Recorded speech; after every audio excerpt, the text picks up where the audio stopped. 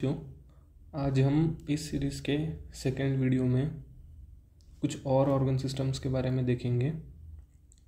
हम पढ़ रहे हैं इंटरनेशनल जीके ओलंपियाड के फर्स्ट चैप्टर फर्स्ट टॉपिक के बारे में, आवर बॉडी एंड हेल्थ। इसमें हमने कल पिछले वीडियो में कुछ चैप्टर्स देखे थे, कुछ टॉपिक्स देखे थे और हम पढ़ रहे थे ऑर्गन सिस्टम के बारे में। तो आज हम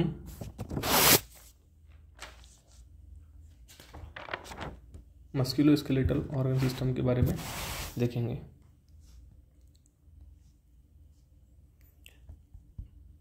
मस्कुलोस्केलेटल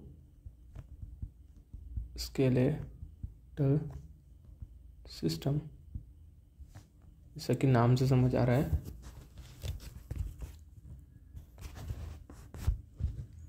इसमें हमारी बॉडी की muscles and skeletal system involve होंगी। ठीक है, इसका फंक्शन क्या होगा?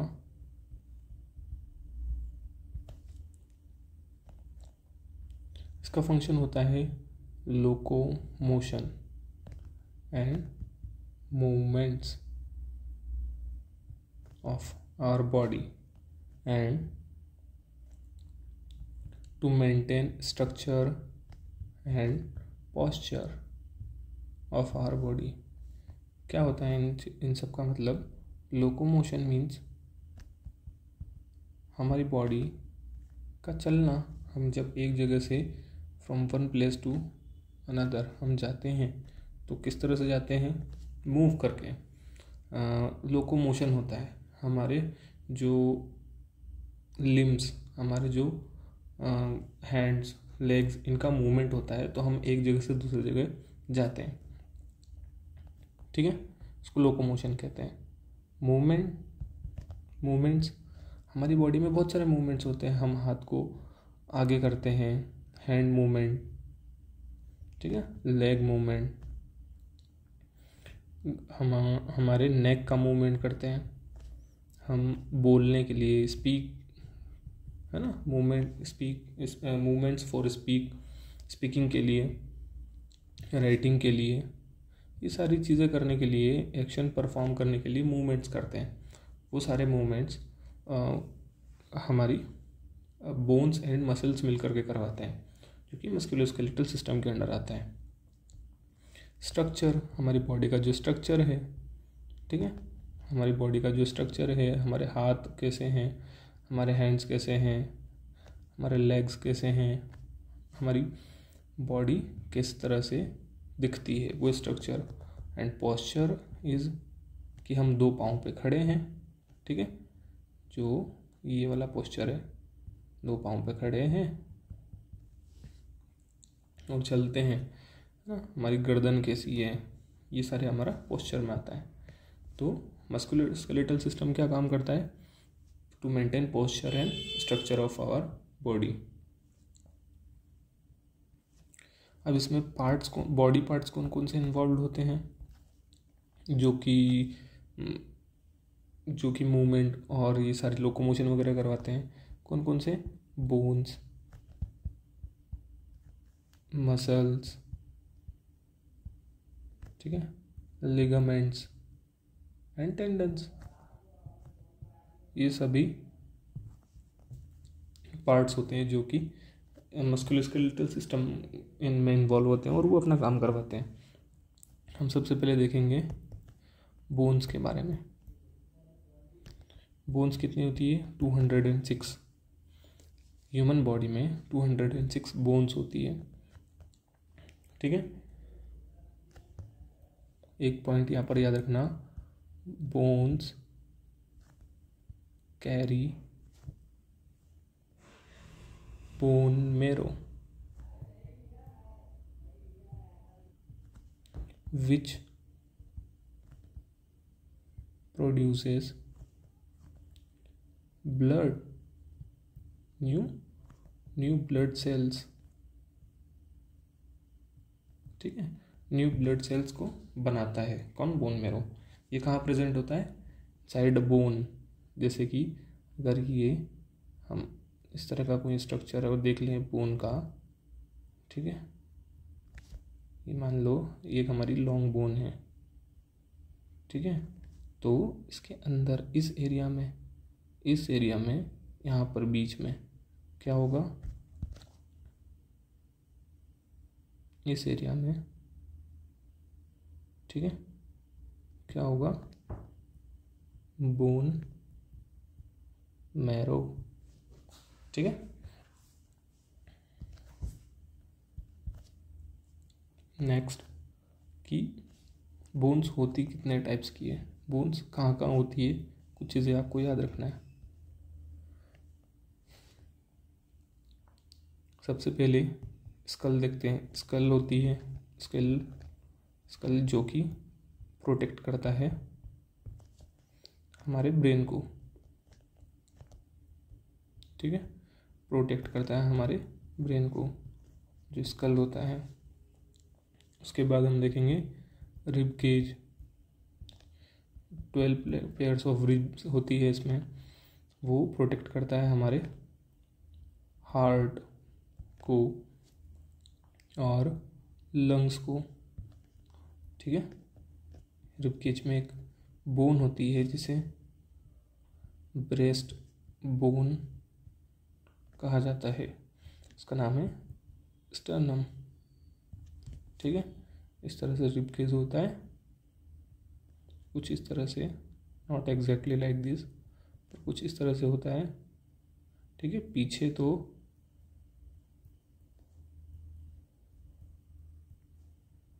बोन्स स्पाइनल कॉर्ड से अटैच होती है, लेकिन आगे किससे अटैच होगी,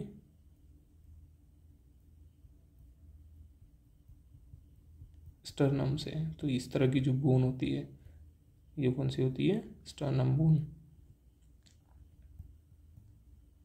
ठीक है। बहुत गंदा सा डायग्राम बना है लेकिन समझ जाओ आप। इसके बाद होता है बैकबोन।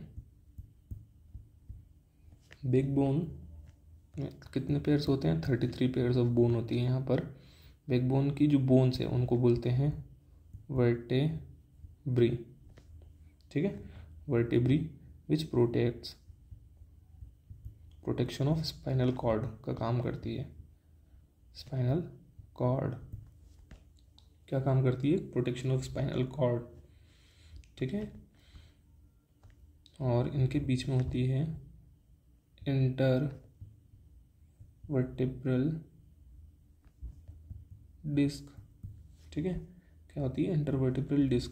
जिस तरह से एक बोन ये बोन हुई, इसको एक बोन मान लो, वर्टेब्रल बोन, सॉरी हाँ वर्टेब्रल बोन, एक वर्टेब्री मान लो, तो इसके बीच में एक डिस्क होगी, पतली सी कार्टिलेज की, कुशन लाइक डिस्क, ठीक है, वो होगी इंटरवर्टेब्रल डिस्क। एक और वर्टेब्री, एक और डिस्क है इसके नीचे, इनके बीच में भी एक इंटरवर्टेब्रल डिस्क रहेगी, ठीक है। तो ये हुई वर्टेब्री। इसीलिए ये डिस्क के कारण ही वर्टेब्री जो होती है, हमारी जो वर्टेब्रल कॉलम जो होती है, बैकबोन जो होती है, वो फ्लेक्सिबल होती है, ठीक है। इसके बाद होता है limbs. Limbs means leg and arms, upper limbs and lower limbs. Upper limbs होते हैं हमारे हाथ, आर्म्स, लेग्स, सॉरी हैंड्स, और लोअर लिम्स होते हैं लेग्स। लेग में हमारी बॉडी की सबसे लंबी जो बोन होती है, फीमर बोन जिसे हम थाई बोन कहते हैं, ठीक है। और सबसे ज़्यादा वजन भी यही झेलती है हमारी बॉडी का, सबसे ज़्यादा वजन, मैक्सिमम वेट बियरिंग बोन है। कहाँ पर होती है,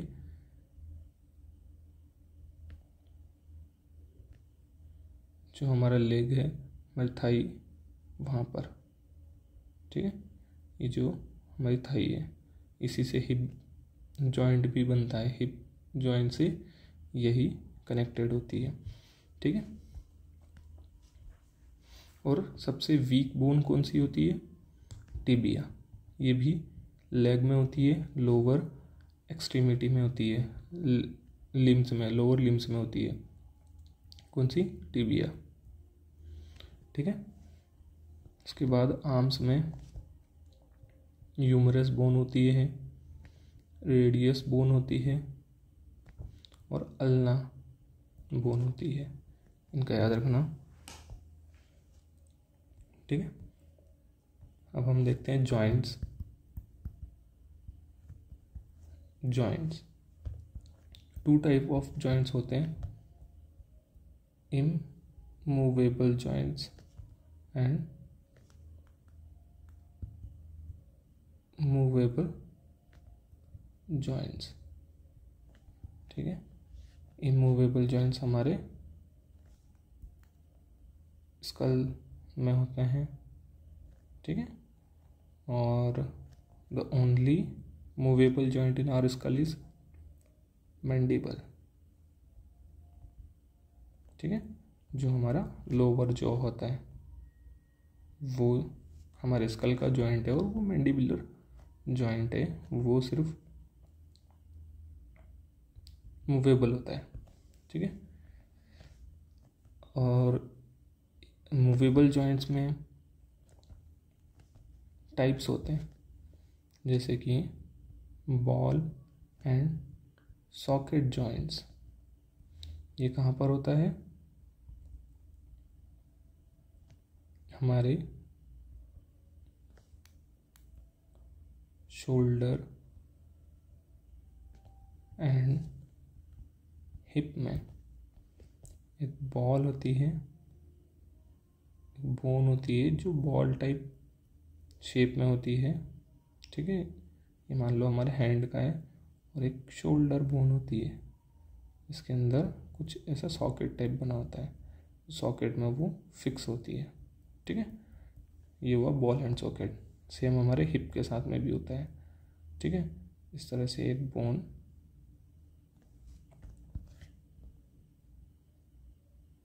ठीक है, ये इस तरह से, कुछ इस तरह से, कुछ ऐसा, ठीक है। ये है बॉल एंड सॉकेट जॉइंट।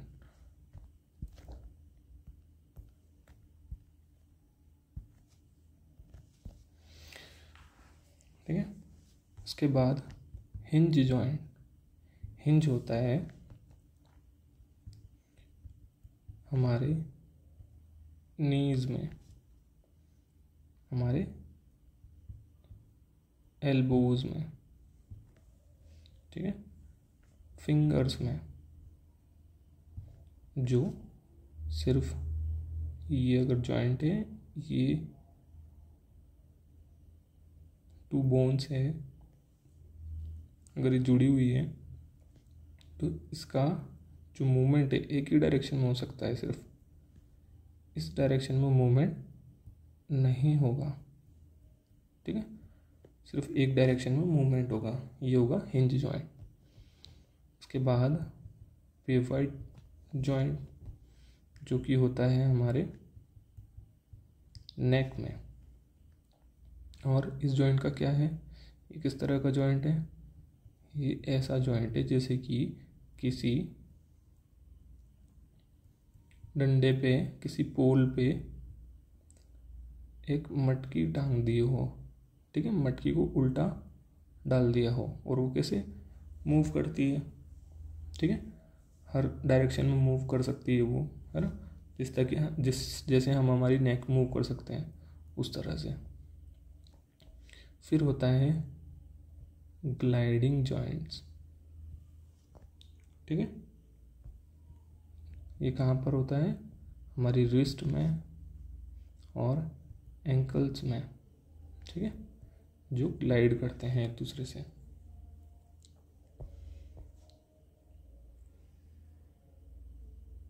और एक चीज़ और याद रखना, जॉइंट्स में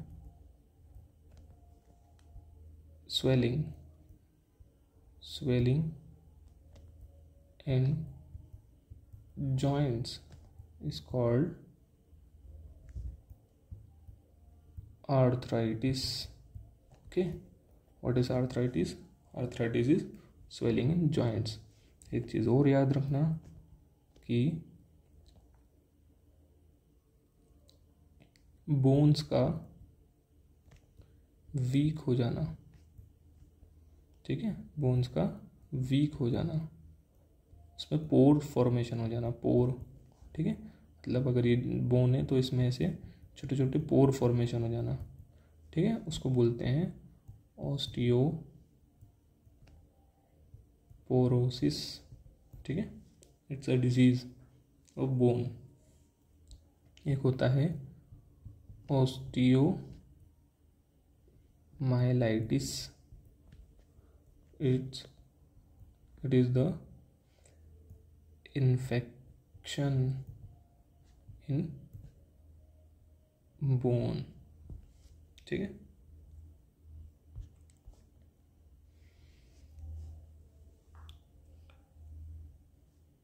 ठीक है, तो यहाँ हम ख़त्म करते हैं मस्कुलोस्केलेटल सिस्टम।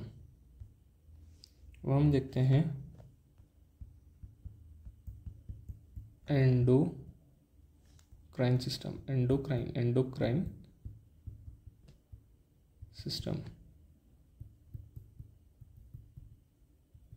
ठीक है। What is endocrine system? Endocrine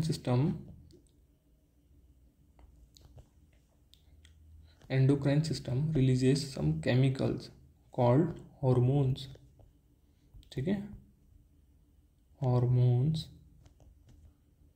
releases hormones for regulation of functions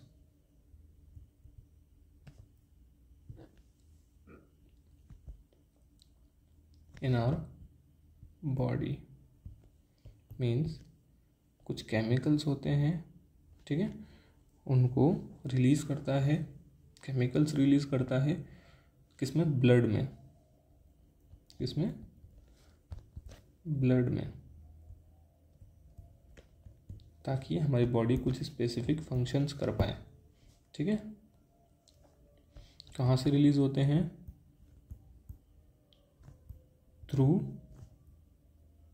glands, ठीक है, थ्रू ग्लैंड्स। अब एक बार हम फंक्शन देख लेते हैं इसका, फंक्शन क्या होता है? Function to release chemicals called hormones which control functions in our body. These are released in our blood, ठीक है। ये फंक्शन होता है एंडोक्राइन सिस्टम का। और अब देखते हैं कि एक बार ये देख लेते हैं कि ग्लैंड्स क्या होते हैं, ठीक है। Glands are organs, glands are organs which synthesize means making, है ना, producing, which synthesizes स्पेशल, या फिर स्पेशल ना बोलेंगे तो सम सॉर्ट ऑफ केमिकल्स, ठीक है, सम सॉर्ट ऑफ प्रोडक्ट्स, है ना, कुछ भी प्रोडक्ट्स हो सकता है, केमिकल्स हो सकते हैं, ठीक है, सम सॉर्ट ऑफ प्रोडक्ट्स, ठीक है, and releases are called glands,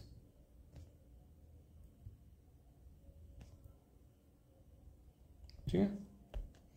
and glands which releases their products directly into blood are endocrine glands.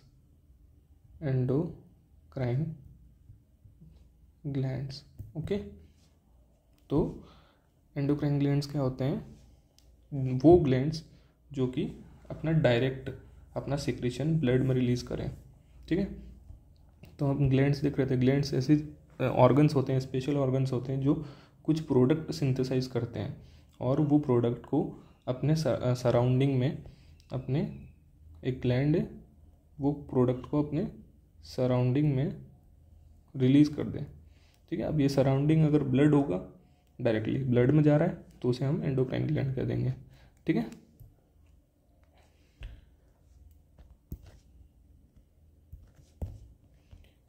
Example of glands are salivary glands. आप इसको फील कर सकते हो, ठीक है। सेलिवरी ग्लैंड्स सीक्रेट सलाइवा कहाँ पर? इन आवर माउथ, ठीक है, डायरेक्टली इन आवर माउथ, ठीक है। इस तरह से होता है। सम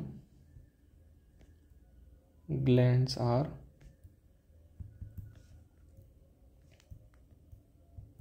पिट्यूटरी ग्लैंड, ठीक है, और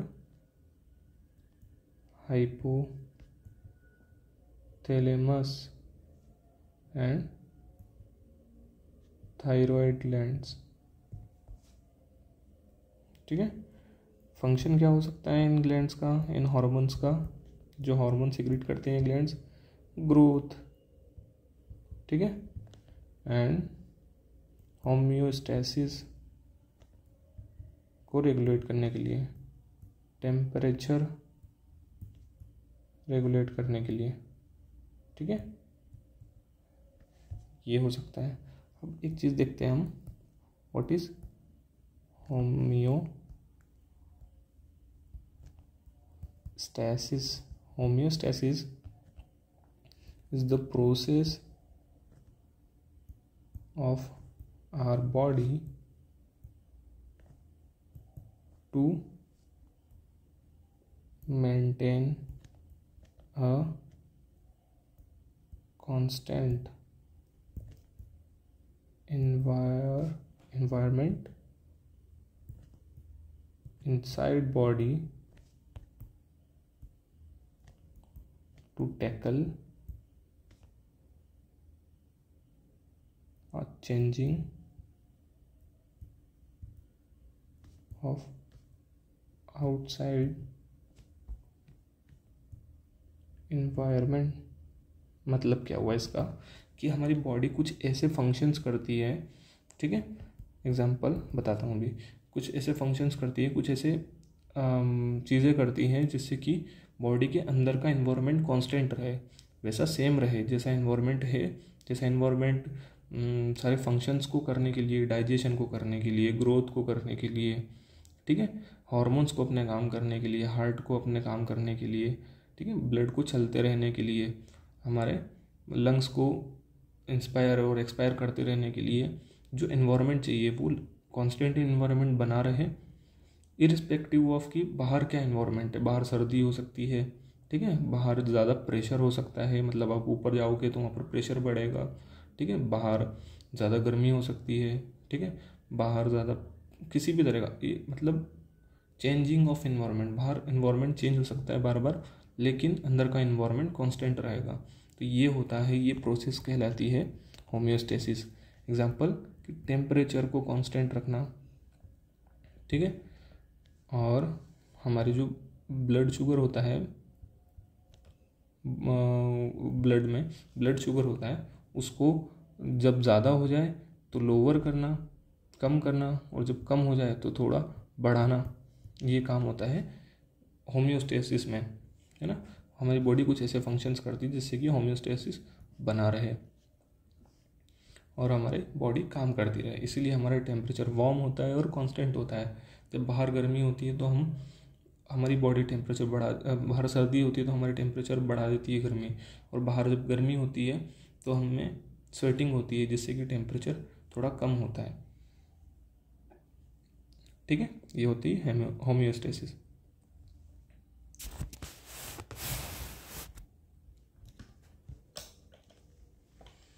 ठीक है, ये हुआ endocrine system complete.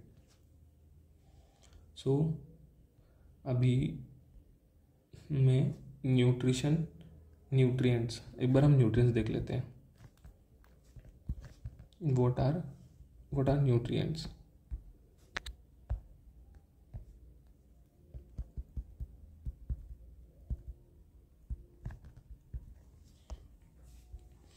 Nutrients are the, ठीक है, न्यूट्रिएंट्स हम हमारे फूड से लेते हैं। ठीक है, फूड में जो भी कॉन्स्टिट्यूशन, जो भी फूड बनाता है, जो भी चीज़ें हमारे फूड बनाता है, वो सारी चीज़ें हमारे बॉडी में कुछ ना कुछ काम आती है जिससे कि हमारी बॉडी को ग्रोथ, ठीक है, एनर्जी और ये सारी चीज़ें मिलती रहे। तो न्यूट्रिएंट्स क्या क्या हो सकते हैं? टाइप्स ऑफ न्यूट्रिएंट्स होते हैं कार्ब्स, जिसको हम कार्बोहाइड्रेट्स, ये नाम है। कार्बोहाइड्रेट्स क्या होता है? हमारी बॉडी को एनर्जी देते हैं। ठीक है, energy to our body to do different functions. Source क्या होता है इसका?